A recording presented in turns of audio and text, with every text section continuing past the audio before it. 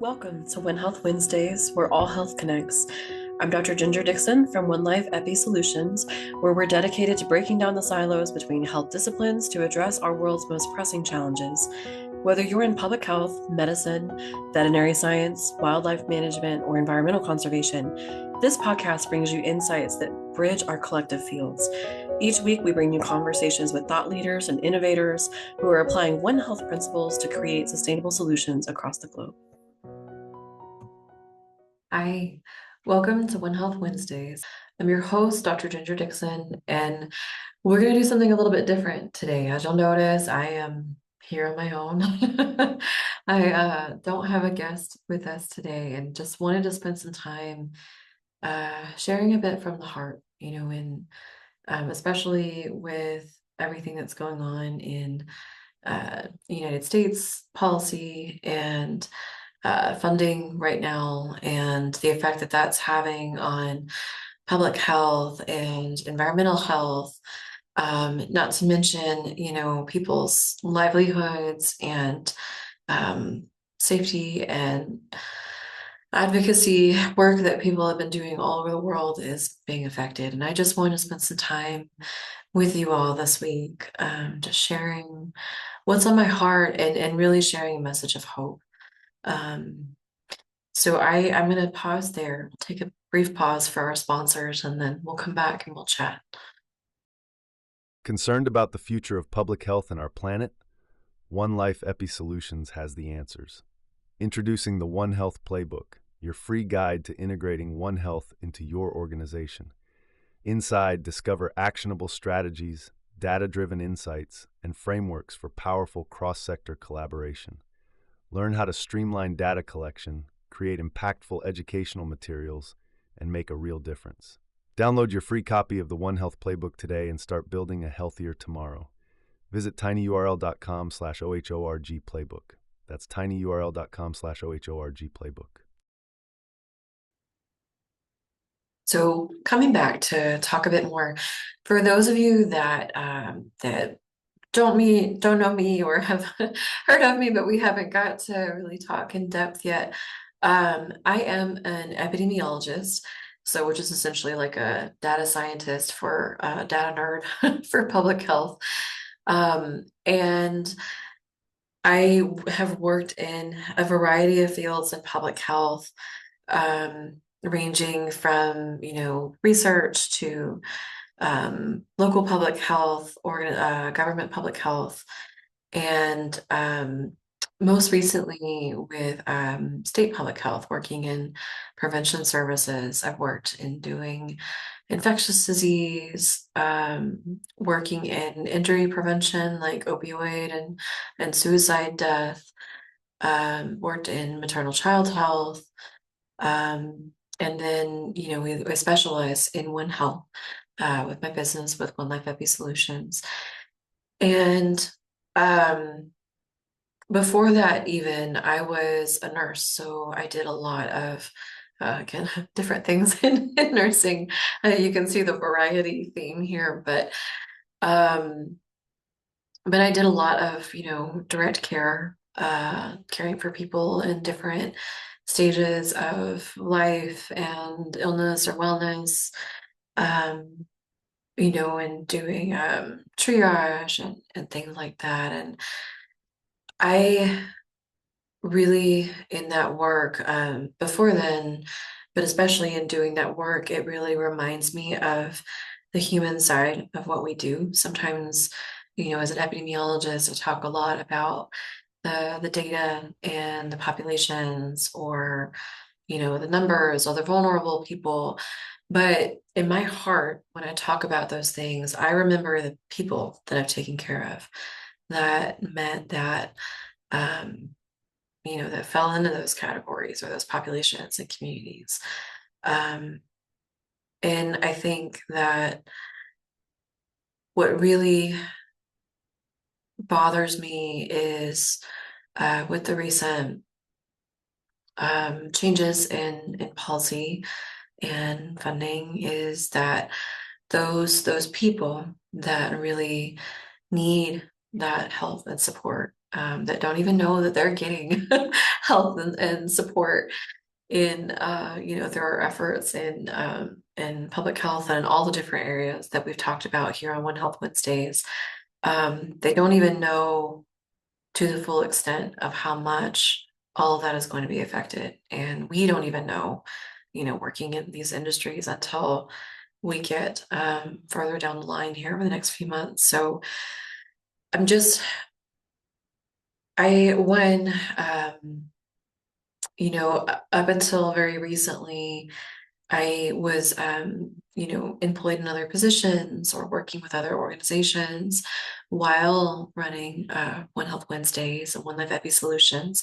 So I was always very careful to not expound on any sort of, political opinions or anything that might um, represent poorly on the organizations that I also worked with. Um, But as those of you who, work closely with me know, as of November last year, I actually took the plunge. November 2024, took the plunge to do One Life Epi Solutions as full time. So I am no longer with any other organizations, and I want to take this moment to really say what I didn't feel like I could say before. Right when we have other situations that came up that were very controversial or touchy, um, is that I am I'm angry. I'm angry and I am sad and I am distraught over what is going on when we have people who are deprioritizing and defunding work that protects people. And, in public health, we protect the people whose voices have not been traditionally heard. We protect people who may or may not have the legal stance, to get what they need within this country. And I'm angry to see what's going on with that. And I don't intend for, this message and this episode to be politically driven because honestly, I'm very politically neutral for a public health person. I'm very politically neutral. And I don't like to, have confrontations or, in-depth discussions about, um, party versus party and one theory or idea versus another. But what I do care about is again is people. I care about people and I care most about those people who really need that support, that lifting up and who need protection. Our weakest, not weakest, our most marginalized and traditionally unsupported people. Um, we talk about changes in our border policies, and how people who are traveling long distances in conditions that are not ideal um, are being treated, or people who have lived here, and are being separated from their families, and how they're being treated. And then we talk about, the workers, the people who have worked and put their heart and their energy and brilliance into, our I guess I'm really focusing on public health, but it's a lot of other industries that have been affected as well. A lot of other sectors, I should say, that have been affected as well. And they've all of a sudden been forced out, of these positions and leaving these huge gaps I mean, you think about if you lose one employee, right, in an organization that you're working in, kind of the vacuum that creates when that person that has all these expertise leaves, and then you're trying to, all come together to fill that one position. Well, this is that on a mass scale. And the hole in the vacuum that's leaving in the programs and services that were in place before, I I can't even fathom it. And I think, again, collectively, we are still understanding and trying to fathom what type of effect that will have. So, one, I want to give my support and my gratitude, and from One Life Happy Solutions as well. We want to give our support and our gratitude to those people who have been working in, health and public health, whether that's, people health, animal health, planet health. We really appreciate the work that you have been doing, and we will support you in whatever ways we can, moving forward into this next pieces of our journey, right? As we're rolling with these changes that are happening. Um, and the what I really want to share in this time together today is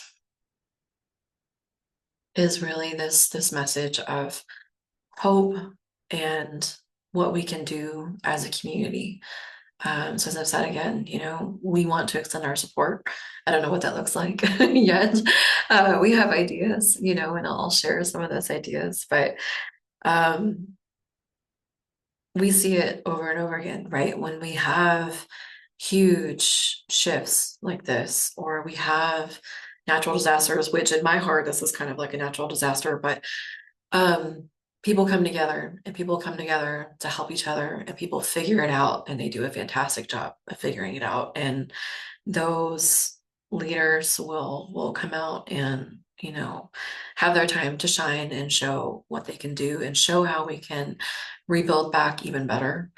And that is what I think we have the opportunity to do here. So I have been just incredibly uplifted by the people that I see on social media talking about, hey, we rescued this data from, this government site that was taken down. Here's the new site that you can go to and get this data. That is incredible. When I feel like those people are kind of like the people that went in, rescued all the books when the libraries were being pillaged and raided. Those are those people in my mind. They're the people that like saved our precious books and our archives of knowledge. I'm a data person. We rely on all of that. And so we definitely um, will be putting together, and just kind of collecting those resources as we see them. Um, we have had outreach from other folks, out there in the public health community and science community that are wanting to do the same thing. So is fantastic. We're already coming together to save the data and the information that would have been lost otherwise. And I see people who are sharing job openings and saying that they really want to prioritize people who have recently lost their jobs or um, otherwise their livelihoods due to recent firings and funding changes. And they're prioritizing helping those people. And I think that is absolutely on the money. And then, I've even seen tips for people from how to transition. In government, you talk about your work and your skill set very differently than you do when you move out into other fields, into the science or the business communities. And so folks have already been sharing, how to reword your resume to be really marketable in different fields as you're looking for work. So already that community is coming together, and that is something that we will never stop seeing as a human race. We protect our tribes, and I apologize for the segue here, but I do want to um, finish off by recognizing how incredibly grateful we are to the people who are stepping up and advocating and doing that work. And I really firmly believe that through our communities, both local, and virtual, our powerful network on, LinkedIn and other places, I believe that we can build each other up and empower each other and collaborate and show everyone a way forward through all of these changes in policy that will hopefully even take us to a better place. I think one of the things that I have learned from this is not to take for granted that government funding, and government data sources. And I think that it really even runs home the importance of community data sources. So one of the things that I worked on in my capstone, and we actually provide as a service to in one of my Epi solutions, is creating citizen science data. So citizen science is very much what I've been talking about, where you have people come in who are uh, you know, everyday folks out in the community. Maybe they're people who just like doing science. Maybe they're people who, are students, or youth, or are retired and just kind of like to get out in the field and do things, or really feel passionate about being part of the community and helping their community. And what you do is you train these people, you provide some great resources and education and solid guidelines to help standardize everything, help people know what they're looking for, and then you essentially like deputize them to go out and collect large masses of data for you so that you can put that together. And I think things like that, where we are as a people taking that onus and that power and that responsibility back into our own hands, might actually be a really good outcome from all this turmoil. So I want to advocate for that as a way that we can move forward and innovate with hope. And then I also want to just share, that a lot of organizations are rallying together to advocate, in whether that's in the United States or, working in other countries internationally, to, again, like build back stronger from the gap that has been created. Um, there's a lot of organizations that are putting together and calling for people to come in and do this work with them and help to advise, their strategy moving forward, to help to go to legislatures, and again, just speak out about what's going on. And so I really encourage you, if that's something that you feel passionately about and you feel like you want to make your voice heard, or you want to be a part of this moving forward process, definitely reach out to those organizations. Um,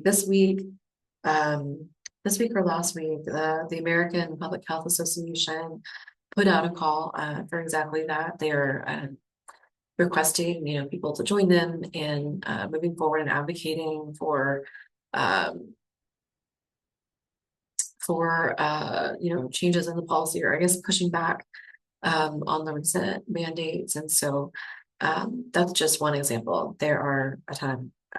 So I definitely, one, share those resources with each other, because I know I, even earlier this week, was wondering, who can I reach out to? Who can I be a part of? What can we do? And the more of those options and paths that we share with each other, I think the more that that helps against that helpless feeling, that we feel we're just kind of thrown into these turmoil types of situations. And I know especially in our folks who were part of the health and public health efforts during the COVID pandemic, this feels a little bit similar. You're kind of all of a sudden thrown into a very tough, brand new, complex situation, and really have to think on your feet and move forward and innovate. And as terrible as COVID-19 was, and I did, you know, um, case interviews and contact tracing and public education was really like in on the ground in the not front lines as the nurses or doctors and nurses, but very much on the front lines on the public health side for COVID. As awful as that situation was, we came out of that stronger, right? Stronger as a global community. We came out stronger, realizing how we need to innovate our infrastructure and our technology and our policy to prevent future issues like that. And I think that we can put our heads together and we can do that exact same thing here. Um, and I do have a lot of faith and trust in our community and our network. And I think we'll make that happen. So I want to share that as a message of hope. And then, the other thing that I really strive for personally and professionally, and it's hard sometimes is, the brass tacks is that a large enough portion of people in the United States voted in these changes, right? They wanted to see these changes. And a lot of those people are my, family, friends, neighbors. And I want to continue to strive to connect, and meet people where they're at. And um, I think that it's very easy for situations like this to become polarizing. And I think that in COVID-19, it felt very much like a us versus the public, type of situation. Or on social media, it was very much like the maskers versus the anti-maskers, or vaccinators versus anti-vaccinators. And I don't want any part of that for myself or for our communities. I think that it's important that we meet people where they're at. And that's an easy thing to say. What that means is we strive to understand people's viewpoints that are radically different than our own. And we have to understand that those viewpoints are based on their experiences, their values, their beliefs, and that everyone comes from different environments, from different, imprinting, different goals, different education, and all of those things factor in to make a person's choices and beliefs, right? So I, it is especially paramount that as we advance and as we seek to grow from these experiences and not fall apart, as it feels a little bit like it's falling apart. But I, again, want to root our strength in this growth mindset, in this innovation mindset. It's really important that we continue to work together with everyone, and we don't, make this a fight against so and so, or, our opponents are so and so. No, we are working together as a people, both, in my country, in the United States, and globally, to make this world a better place. And sometimes it's hard to find common ground on what that looks like, but we will get there. And we certainly won't do it by creating more polarization and more chaos and more conflict. I think the best way to do that is by, I'm going to reference a term that Dr. Alicia Thompson, our old health director and a good colleague and mentor, and I consider a friend of mine, talked about. She taught this developing an outward mindset. And that is a training that's sponsored by a group, training group. Um, and she talked about this outward mindset, right? Is turning your chairs towards each other. So we don't want to deny ourselves and others the opportunity to turn our chairs towards each other and have those meaningful, hard discussions, and share, who we are, and share our beliefs and worldviews and values, and what we think, should happen, or what we think can come out of the situation. And that's a two-way conversation, right? So I really encourage you all to turn your chairs to each other, or keep your chairs turned towards each other as we go through the hard stuff. And, don't feel like it's an us versus them, or like you're isolated, because we as a human race have been through many hard things before, and we in health and public health have been through many hard things before, recently. And so we will get through this together as well. So thank you for the time today, to just listen in and, again, share my heart. And I hope that you will reach out and connect, and, let's support each other. Let us know how we can support you. We'll share how you can support us, both, personally when we need to vent, or, professionally as we grow and work on these things together. Um, and, I usually kind of sign off by saying, like, good luck on your One Health journey. And, because it really is like a winding path that we go through, to get to the end goal together. But I'm going to wish us all luck on this journey together in One Health, in public health, all the sectors. Again, we are planting our feet in that strength, that we can grow and grow stronger even through hard things. So thank you all, and we'll see you soon. If your organization is looking to implement One Health approaches or needs epidemiological expertise, One Life Epi Solutions offers customized consultations to meet your specific needs.